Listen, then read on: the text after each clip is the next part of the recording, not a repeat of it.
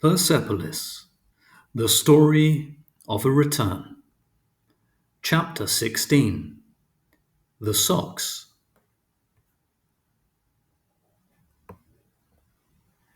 To keep us from straying off the straight path, our studios were separated from those of the boys. I'm your anatomy professor. In the past, we drew nudes, but things have changed. Your model will be covered. Try to make the best of it.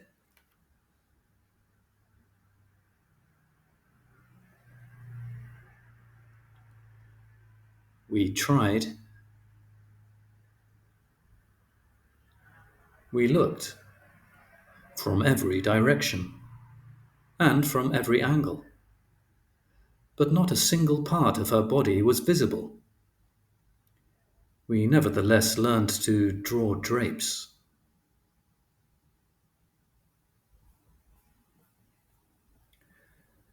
After a few weeks, we discovered, along with our professor, that it was preferable to have a model on whom you could at least distinguish the limbs. Our director approved.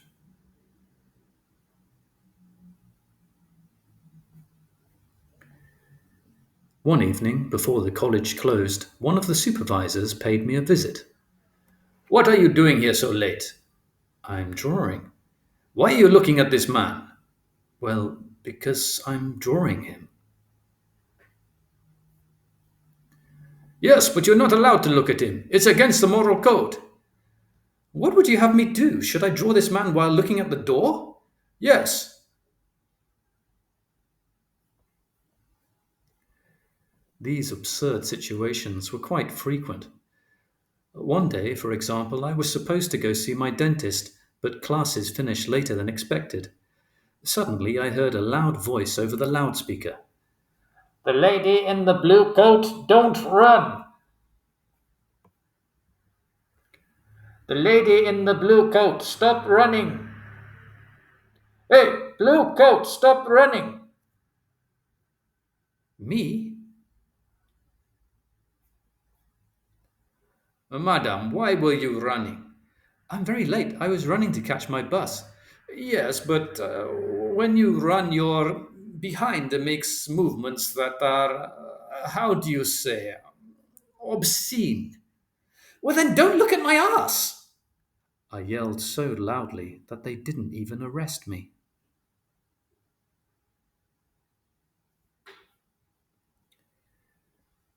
We confronted the regime as best we could. In 1990, the era of grand revolutionary ideas and demonstrations was over. Between 1980 and 1983, the government had imprisoned and executed so many high school and college students that we no longer dared to talk politics.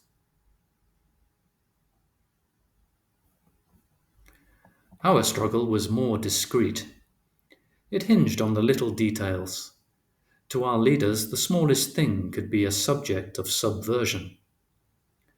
Showing your wrist, a loud laugh, having a Walkman.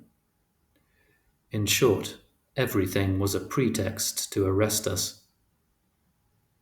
I even remember spending an entire day at the committee because of a pair of red socks. The regime had understood that one person leaving her house while asking herself, "Are my trousers long enough? Is my veil in place? Can my makeup be seen? Are they going to whip me?" no longer asks herself, "Where is my freedom of thought? Where is my freedom of speech? My life, is it livable? What's going on in the political prisons?" It's only natural. When we're afraid, we lose all sense of analysis and reflection. Our fear paralyzes us. Besides, fear has always been the driving force behind all dictators' repression. Showing your hair or putting on makeup logically became acts of rebellion.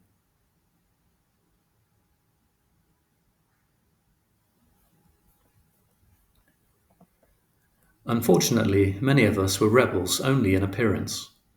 One day in class, "Marjane, your pencil case." "Thanks, Donna, thanks." "You're welcome." "You take the pill?" "Yes." Me too. I'm a regular. Are you a regular too? No, not at all. I take it because I sleep with my boyfriend.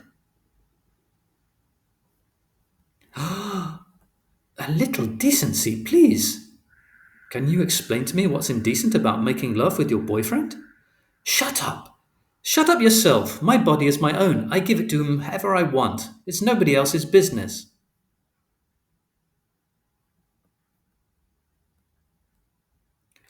I didn't say everything I could have. That she was frustrated because she was still a virgin at 27.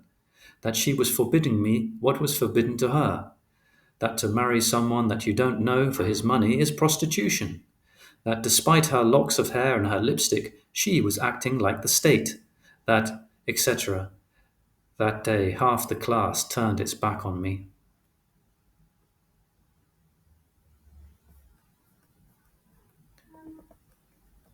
Happily, there was still the other half. Little by little, I got to know the students who thought like me. We would go to one another's houses where we posed for each other. We had at last found a place of freedom.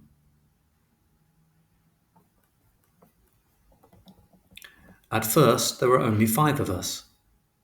Then, and finally, we were much more numerous than I would have believed.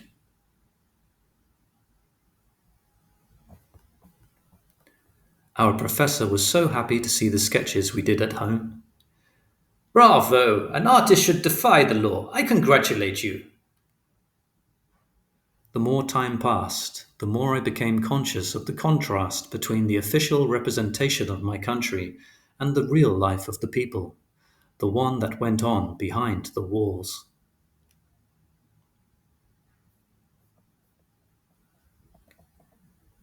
Our behavior in public and our behavior in private were polar opposites.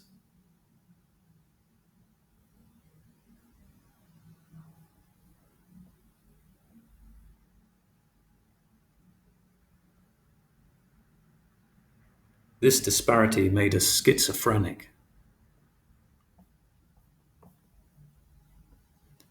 To find a semblance of equilibrium, we partied almost every night. But even in our homes, they didn't leave us alone. I saw a patrol of the Guardians of the Revolution out the window. I think they're coming to arrest us. Come along, you little bastard. You're organizing parties. I'll cure you of your taste for pleasure. They carted everyone off to prison. Obviously, we were very scared the first time. But we quickly got used to it. We would even arrive laughing. Oh, bearded one, your beard stinks. Then came the usual spiel. Against the moral code, the bloods of martyrs, 20,000 tumens. Our parents paid, and we were released. Until the next time. To be able to party, you had to have means.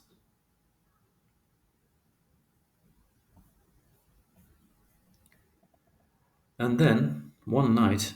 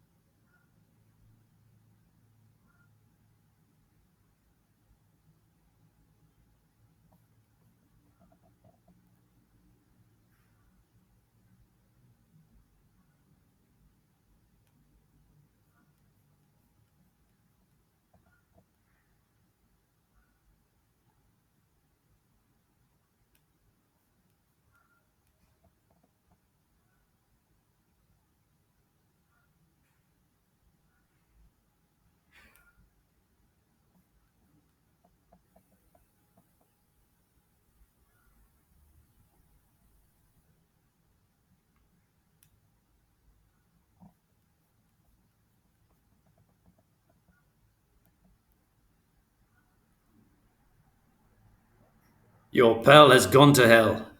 Go on, put on your veils.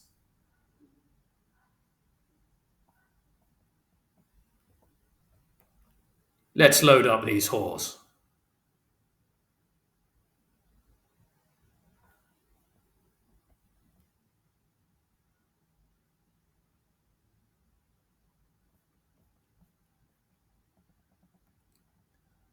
Dad, Farzad is.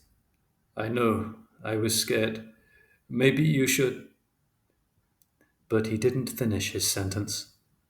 Despite the danger, my father always let me live the way I felt was right. The next day, we gathered at my house. Poor Farzad, he was so handsome. I can't believe he's dead. I could kill those bearded men with my own hands. I'm not coming to any more parties. It's too frightening.